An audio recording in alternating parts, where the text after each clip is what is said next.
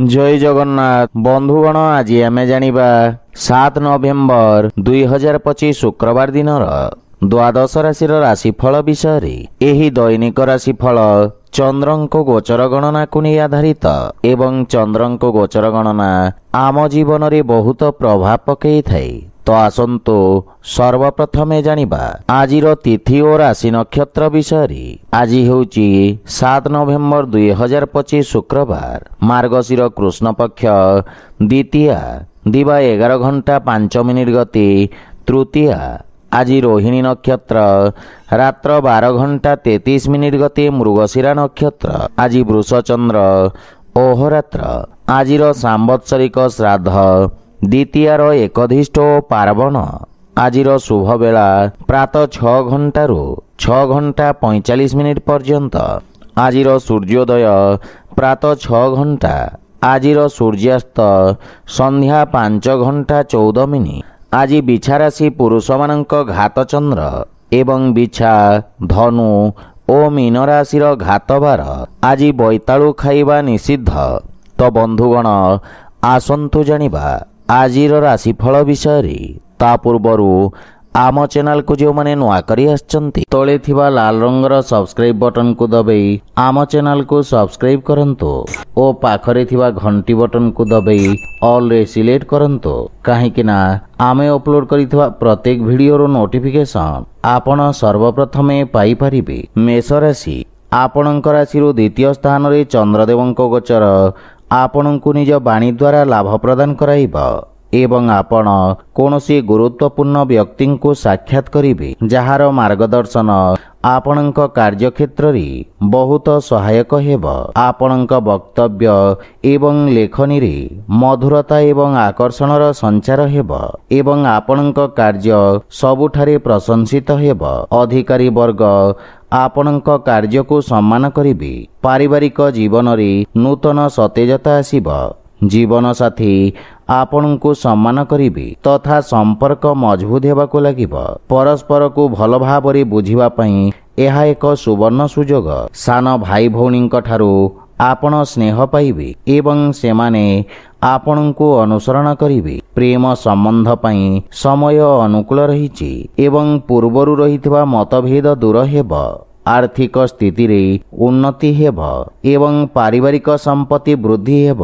सुख सुविधा रे मध्य वृद्धि घटिब किंतु कार्य व्यस्तता हेतु किछि शारीरिक थकापन अनुभव करि पारंती। सेति पई खाद्यपेयर विशेष जत्न नियंतु। स्वास्थ्य अवस्था उत्तम अनुकूल रहिब। आज आपण ओं गणपते नमः मंत्र जप करंतु शुभ फल पाइबे। वृष राशि आपणक राशि स्थान रे चंद्रदेवंक गोचर किछि समय धरि चाली आसुथिबा समस्यार समाधान करिब। आपणक आत्मविश्वास बढ़िवा द्वारा आपणक व्यक्तित्वर उन्नति हेब एवं आपणक स्वभावरु क्रोधर हानि घटिब एवं आपण चापरु मुक्ति पाइबे। वाणिज्य व्यवसाय क्षेत्र रे उन्नति हेबारु मन प्रसन्न रहिब। आपणक कार्य क्षेत्र रे किछि नुआ परिवर्तन करिवे जहा भविष्यत रे आपणकु शुभ फल प्रदान करिब। जीवन साथी आपणक व्यक्तित्व रे आसीथिबा परिवर्तन द्वारा प्रभावित हेबे। संतान पक्षरु सुखद समाचार आपणक चिंता को ह्रास करिब। पितांक सहयोगरु आपणक अटकीथिबा कार्य अग्रगति करिब किंतु परिवारर वरिष्ठ सदस्यंक स्वास्थ्य प्रति विशेष ध्यान दियंतु ओ पितामातांकर सेवा करंतु। जदि कोनोसी निवेश करिबाकू चाहंती तेबे पितांक परामर्श अवश्य नियंतु। परिवारर अनावश्यक खर्च रे नियंत्रण लागि रहिब। कोनोसी प्रकार जीवाणुजनित रोग आपणकू जंत्रणा देई पारे एवं नित्यकर्म प्रभावित हेबा कारणरू कार्य रे बाधा सृष्टि होई पारे किंतु स्वास्थ्य प्रति सचेत रहंतु। आज आपण जे कोनोसी मंदिर रे नाली रंगर ध्वजदान करंतु शुभ फल पाइबे। मिथुन राशि आपणक द्वादश भाव रे चंद्रदेवंक गोचर व्यवसाय रे किछि क्षति घटाई पारे एवं कार्य क्षेत्र रे किछि अप्रीतिकर परिस्थिति उत्पन्न होई पारे। एही समय आपणकु निज लंबित कार्य समाप्त करिबाकू ଏକ ସୁଯୋଗ ପ୍ରଦାନ କରିବ। କିନ୍ତୁ କୌଣସି ନୂଆ କାର୍ଯ୍ୟ ହାତକୁ ନିଅନ୍ତୁ ନାହିଁ। ଅସୁରକ୍ଷିତ କାର୍ଯ୍ୟରୁ କ୍ଷତିର ସମ୍ଭାବନା ରହିଛି। ବିଶେଷ କରି ଷ୍ଟକ୍ ମାର୍କେଟରେ ନୂତନ ବିନିଯୋଗରୁ ଆପଣ ଦୂରେଇ ରୁହନ୍ତୁ। ରୋଜଗାର କ୍ଷେତ୍ରରେ କୌଣସି ପରିବର୍ତ୍ତନ ପାଇଁ ଏହି ସମୟ ଶୁଭ ନୁହେଁ। ପାରିବାରିକ ସ୍ଥିତି ଚାପଗ୍ରସ୍ତ ହୋଇପାରେ। ବିଶେଷ କରି କୌଣସି ଅନାବଶ୍ୟକ ଖର୍ଚ୍ଚରୁ ଆପଣ ଦୂରେଇ ରୁହନ୍ତୁ ଏବଂ କୌଣସି ପ୍ରକାର ଋଣ ନେବାଠାରୁ ଦୂରେଇ ରୁହନ୍ତୁ, ଅନ୍ୟଥା ଆପଣଙ୍କ କ୍ଷତିର ସମ୍ଭାବନା ରହିଛି। କିନ୍ତୁ ଭାଇ ଓ ଭଉଣୀଙ୍କ ସାହାଯ୍ୟରେ ଆପଣ ସମସ୍ତ ସମସ୍ୟାରୁ ମୁକ୍ତି ପାଇବେ। ଆର୍ଥିକ ସ୍ଥିତି ସାମାନ୍ୟ ଦୁର୍ବଳ ରହିବ। ଯେକୌଣସି ପ୍ରକାର ନିବେଶ କିମ୍ବା ସମ୍ପତ୍ତି କ୍ରୟ ବିକ୍ରୟକୁ ସଠିକ ସମୟ ପର୍ଯ୍ୟନ୍ତ ସ୍ଥଗିତ ରଖନ୍ତୁ। ସ୍ୱାସ୍ଥ୍ୟାବସ୍ଥା ଉତ୍ତମ ଅନୁକୂଳ ରହିବ, କିନ୍ତୁ ଆଖି ସମ୍ବନ୍ଧିତ ସ୍ୱାସ୍ଥ୍ୟ ସମସ୍ୟାର ବିଶେଷ ଯତ୍ନ ନିଅନ୍ତୁ। ଆଜି ଆପଣ ଭଗବାନ ଗଣେଶଙ୍କୁ ଦୁବ ଅର୍ପଣ କରନ୍ତୁ, ଶୁଭ ଫଳ ପାଇବେ। କର୍କଟ ରାଶି, ଆପଣଙ୍କ ଲାଭ ଭାବରେ ଚନ୍ଦ୍ରଦେବଙ୍କ ଗୋଚର ଆପଣଙ୍କ ଲାଭର ସ୍ଥିତିକୁ ବୃଦ୍ଧି କରିବାରେ ସୁଯୋଗ ପ୍ରଦାନ କରିବ। ପୂର୍ବରୁ ଅଟକି ରହିଥିବା କାର୍ଯ୍ୟଗୁଡ଼ିକ ଅଗ୍ରଗତି କରିବ ଏବଂ ଆକସ୍ମିକ ଧନପ୍ରାପ୍ତିର ମଧ୍ୟ ଯୋଗ ରହିଛି। ବ୍ୟାପାର ବ୍ୟବସାୟ କ୍ଷେତ୍ରରେ ଆପଣ ପୂର୍ବରୁ କରିଥିବା କାର୍ଯ୍ୟ ଆପଣଙ୍କୁ ବହୁତ ଉତ୍ତମ ଫଳ ପ୍ରଦାନ କରିବ। ବ୍ୟବସାୟରେ ବୃଦ୍ଧି ଓ ପଦୋନ୍ନତି ହେବାର ଯୋଗ ରହିଛି। ଜୀବନ ସାଥୀଙ୍କ ସହିତ କୌଣସି କଥାକୁ ନେଇ ମତଭେଦ ଓ ମନମାଳିନ୍ୟ ଦେଖାଦେଇପାରେ, କିନ୍ତୁ ମାତାଙ୍କ ପୂର୍ଣ୍ଣ ସମର୍ଥନ ଆପଣଙ୍କ ଉପରେ ଲାଗି ରହିବ। ପାରିବାରିକ ପରିବେଶ ସୁଖଦ ହେବ ଏବଂ ଛୋଟ ପିଲାମାନଙ୍କ ସହିତ ଉତ୍ତମ ସମୟ ବ୍ୟତୀତ କରିବେ। ଆପଣଙ୍କ କାର୍ଯ୍ୟବ୍ୟସ୍ତତା ବୃଦ୍ଧି ପାଇବ। ପ୍ରେମ ଜୀବନରେ ନୂତନ ଊର୍ଜାର ସଞ୍ଚାର ହେବ ଏବଂ ଆର୍ଥିକ ସ୍ଥିତି ସୁଦୃଢ଼ ହେବାକୁ ଲାଗିବ। କିନ୍ତୁ ଅନାବଶ୍ୟକ ଖର୍ଚ୍ଚକୁ ନିୟନ୍ତ୍ରଣ କରିବା ଉଚିତ। ସ୍ୱାସ୍ଥ୍ୟାବସ୍ଥାର ବିଶେଷ ଯତ୍ନ ନିଅନ୍ତୁ ଏବଂ ନିତ୍ୟକର୍ମକୁ ନିୟମିତ ରଖିବାର ପ୍ରୟାସ ସହାୟକ ସିଦ୍ଧ ହେବ। ଆଜି ଆପଣ ଗରିବ ଲୋକଙ୍କୁ ଯଥାସମ୍ଭବ ସାହାଯ୍ୟ କରନ୍ତୁ, ଶୁଭ ଫଳ ପାଇବେ। ସିଂହ ରାଶି, ଆଜି କାର୍ଯ୍ୟକ୍ଷେତ୍ରରେ ନୂତନ ଯୋଜନା ଦ୍ୱାରା ଅଗ୍ରଗତି ହେବ। ବ୍ୟବସାୟୀମାନେ ନୂତନ ରୋଜଗାର ଏବଂ ଉନ୍ନତ ନିଯୁକ୍ତିର ସୁଯୋଗ ପାଇବେ ଏବଂ ଉଚ୍ଚ ଅଧିକାରୀଙ୍କ ସମ୍ପୂର୍ଣ୍ଣ ସହଯୋଗ ମିଳିବ। ରାଜକୀୟ ପକ୍ଷରେ ଜଡ଼ିତ ଲୋକମାନେ ଆର୍ଥିକ ଦୃଷ୍ଟିରୁ ଉପକୃତ ହେବେ। ନୂତନ ବ୍ୟବସାୟ ଆରମ୍ଭ କରିବା ପାଇଁ ଦିନଟି ଉତ୍ତମ ଅନୁକୂଳ ରହିଛି ଏବଂ ଲାଭର ସ୍ଥିତି ଉତ୍ତମ ରହିବ। ଆପଣଙ୍କ ନୂତନ ଚିନ୍ତାଧାରା ଏବଂ କ୍ରାନ୍ତିକାରୀ ଭାବନା ଆପଣଙ୍କ କାର୍ଯ୍ୟକ୍ଷେତ୍ରରେ ଉତ୍ତମ ପରିଣାମ ପ୍ରଦାନ କରିବ। ପାରିବାରିକ ଜୀବନରେ ପିତାଙ୍କ ସହିତ ସମ୍ପର୍କ ସୁଦୃଢ଼ ହେବ ଏବଂ ପରିବାରରେ ଏକ ମନୋରମ ପରିବେଶ ରହିବ। ସନ୍ତାନ ଆପଣଙ୍କ ମାର୍ଗଦର୍ଶନର ଅନୁସରଣ କରିବେ ଏବଂ ଆପଣ ଜୀବନସାଥୀଙ୍କ ଭାବନାକୁ ସମ୍ମାନ କରିବେ। ପରସ୍ପର ପ୍ରତି ପ୍ରେମ ଭାବ ବୃଦ୍ଧି ପାଇବ ଏବଂ ନୂତନ ଆୟର ଉତ୍ସ ସୃଷ୍ଟି ହେବ। ଆର୍ଥିକ ସ୍ଥିତି ସୁଦୃଢ଼ ହେବାକୁ ଲାଗିବ। ସ୍ୱାସ୍ଥ୍ୟାବସ୍ଥା ଉତ୍ତମ ଅନୁକୂଳ ରହିବ, କିନ୍ତୁ ଶ୍ୱାସ ସମ୍ବନ୍ଧିତ ରୋଗୀ ବିଶେଷ ସାବଧାନ ରହିବା ଉଚିତ। କିନ୍ତୁ ଅନାବଶ୍ୟକ ଯାତ୍ରାରୁ ଆପଣ ଦୂରେଇ ରୁହନ୍ତୁ। ଆଜି ଆପଣ ଓଂ ବିଘ୍ନେଶ୍ୱରାୟ ନମଃ ମନ୍ତ୍ରର ଜପ କରନ୍ତୁ, ଶୁଭ ଫଳ ପାଇବେ। କନ୍ୟା ରାଶି, ଆପଣଙ୍କ ଭାଗ୍ୟ ଭାବରେ ଚନ୍ଦ୍ରଦେବଙ୍କ ଗୋଚର କିଛି ସମୟ ଧରି ଚାଲି ଆସୁଥିବା ଉତ୍ତେଜନାମୂଳକ ପରିସ୍ଥିତିରେ ଉନ୍ନତି ଆଣିବ ଏବଂ ଭାଗ୍ୟ ଆପଣଙ୍କ ସପକ୍ଷରେ ରହିବ। ଷ୍ଟକ୍ ମାର୍କେଟ ଇତ୍ୟାଦି ଅସୁରକ୍ଷିତ କାର୍ଯ୍ୟରୁ ଆପଣ ଉପକୃତ ହେବେ। ବିଦ୍ୟାର୍ଥୀ ଛାତ୍ରଛାତ୍ରୀମାନଙ୍କ ପାଇଁ ସମୟ ଉତ୍ତମ ଅନୁକୂଳ ରହିବ। ରୋଜଗାର ପାଇଁ ପ୍ରୟାସ କରୁଥିବା ବ୍ୟକ୍ତି କିଛି ଉତ୍ତମ ଖବର ପାଇବେ। ପାରିବାରିକ ସମ୍ପର୍କରେ ରହିଥିବା ତିକ୍ତତା କମ୍ ହେବ ଏବଂ ଆପଣ ମାନସିକ ଚାପରୁ ମୁକ୍ତି ପାଇବେ। ପରିବାର ସଦସ୍ୟଙ୍କ ସହଯୋଗରୁ ଆପଣ ବ୍ୟବସାୟ କ୍ଷେତ୍ରରେ ମଧ୍ୟ ଆରାମ ପାଇବେ, କିନ୍ତୁ ମାତାଙ୍କ ସହିତ ସମ୍ପର୍କର ବିଷୟ ଧ୍ୟାନ ରଖନ୍ତୁ। ସାନ ଭାଇ ଭଉଣୀଙ୍କ ସମର୍ଥନରୁ ଲାଭ ମିଳିବ। ସେୟାର ମାର୍କେଟ ଆଦିରୁ ଆକସ୍ମିକ ଲାଭର ଯୋଗ ରହିଛି ଏବଂ ଆର୍ଥିକ ସ୍ଥିତିରେ ସୁଧାର ଆସିବ। ସ୍ୱାସ୍ଥ୍ୟାବସ୍ଥା ମଜବୁତ ରହିବ ଏବଂ ଅସ୍ଥାୟୀ ରୋଗରୁ ମୁକ୍ତି ମିଳିବ। ଆଜି ଆପଣ ଭଗବାନ ଶିବଙ୍କ ପୂଜାର୍ଚ୍ଚନା କରନ୍ତୁ, ଶୁଭ ଫଳ ପାଇବେ। ତୁଳା ରାଶି, ଆପଣଙ୍କ ରାଶି ସ୍ଥାନରୁ ଅଷ୍ଟମ ଭାବରେ ଚନ୍ଦ୍ରଦେବଙ୍କ ଗୋଚର ହେତୁ ଆପଣଙ୍କୁ କାର୍ଯ୍ୟକ୍ଷେତ୍ରରେ କିଛି ସମସ୍ୟାର ସମ୍ମୁଖୀନ ହେବାକୁ ପଡ଼ିପାରେ, କିନ୍ତୁ ଆକସ୍ମିକ ଧନଲାଭର ଯୋଗ ରହିଛି। ସାମାଜିକ କାର୍ଯ୍ୟରେ ଆପଣଙ୍କ ଯୋଗଦାନ ଆପଣଙ୍କ ପ୍ରଭାବ କ୍ଷେତ୍ରକୁ ବୃଦ୍ଧି କରିବ। ଆପଣଙ୍କ ବିପରୀତ ପରିସ୍ଥିତିରେ କାର୍ଯ୍ୟ କରିବାର କ୍ଷମତା ଆପଣଙ୍କ ସହକର୍ମୀଙ୍କୁ ପ୍ରଭାବିତ କରିବ। ପରିବାରରେ କୌଣସି ବ୍ୟକ୍ତିଙ୍କ ସହିତ ମତଭେଦ ହେବାର ସମ୍ଭାବନା ରହିଛି, କିନ୍ତୁ ଆପଣ ନିଜ ବାଣୀ କୌଶଳରେ ସମସ୍ତଙ୍କୁ ପ୍ରଭାବିତ କରିବେ। ଜୀବନସାଥୀଙ୍କ ସହିତ ସମ୍ପର୍କରେ ପ୍ରଗାଢ଼ତା ଆସିବ, କିନ୍ତୁ ପିତାଙ୍କ ସ୍ୱାସ୍ଥ୍ୟାବସ୍ଥାର ବିଶେଷ ଯତ୍ନ ନିଅନ୍ତୁ। ପ୍ରେମ ସମ୍ପର୍କ ମାନସିକ ଶାନ୍ତି ଏବଂ ସୁଖ ସୃଷ୍ଟି କରିବ ଏବଂ ଆର୍ଥିକ ଲାଭ ହେବ। ଶୁଭ କାର୍ଯ୍ୟରେ କରାଯାଇଥିବା ନିବେଶ ଆପଣଙ୍କ ଲାଭର ସ୍ଥିତିକୁ ଦ୍ୱିଗୁଣିତ କରିବ।